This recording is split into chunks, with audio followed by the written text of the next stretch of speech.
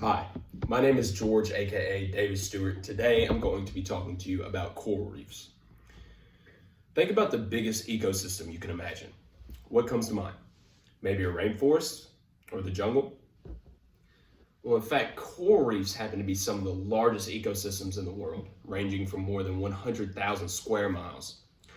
I'm sure y'all have heard the phrase, save the turtles, but have you ever thought about saving coral reefs? Through my intense fascination with marine life and extensive research, I'm more than qualified to elaborate on coral reefs. We have all been exposed to what ecosystems are and how food chains are dependent on one another. Having a healthy marine ecosystem in our best interest, because the damage on that ecosystem could in fact damage ours in time. Today I'm going to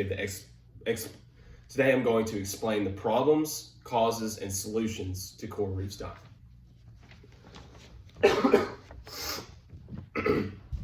To understand some of the problems caused by the death of coral reefs, let's look at the lack of nutrients supplied to other organisms in the area and the negative effects of shorelines when coral is not present.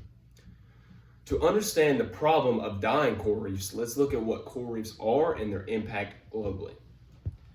The coral reefs we can actually see are just the exoskeleton of animals known as cnidarians. These animals secrete a hard substance called calcium carbonate to form their spiny skeleton on the surface. Corals connect together to form coral reefs, which create a home for thousands of species of marine life. Coral reefs have a symbiotic relationship with an array of unique creatures. Most contain a species of algae that provide the coral with a source of food and oxygen, while the coral provides shelter for the algae. This relationship is important in the survival of both organisms. Since reefs provide such great habitat for marine life to dwell, it is difficult for sea creatures to thrive without them. A decrease in shelter would lead to an overall decrease of life in that area, and that would cause less biodiversity, which provides us with a less variety of food and medicines.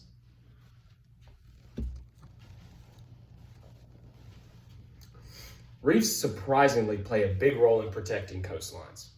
Harsh conditions like hurricanes can destroy a coastline.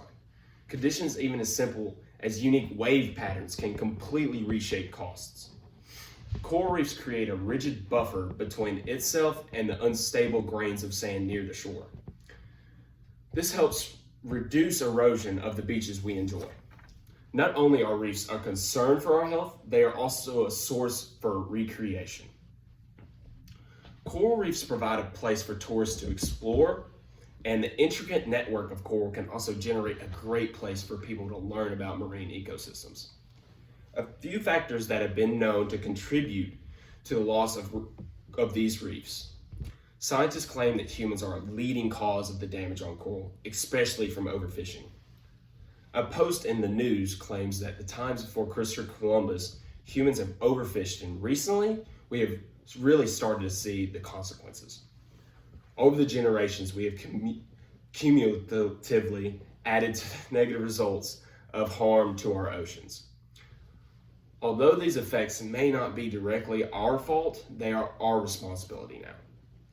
A more specific example shows how overfishing in Chesapeake Bay has led to a decline in oysters, which is resulting in low oxygen because the oysters can no longer filter the bay. Although this is just in one area, it is easy to see how impacting one population can destroy an ecosystem. Imagine how this could affect the world on a larger scale. A compound found in sunscreens has been known to bleach coral. Coral can also be bleached by things such as temperature change, pollution, and even ultraviolet light. Let's save the coral by looking at what we can do as an individual and as a society. As an individual, there are a few things we can do. We can stop using motorized vehicles near coral reefs. We can use the gas in both. The gas is both toxic to coral.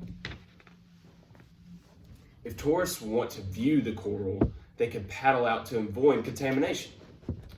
We can eliminate the use of sunscreen with toxic materials in them. Chemicals in certain sunscreens directly damage reefs.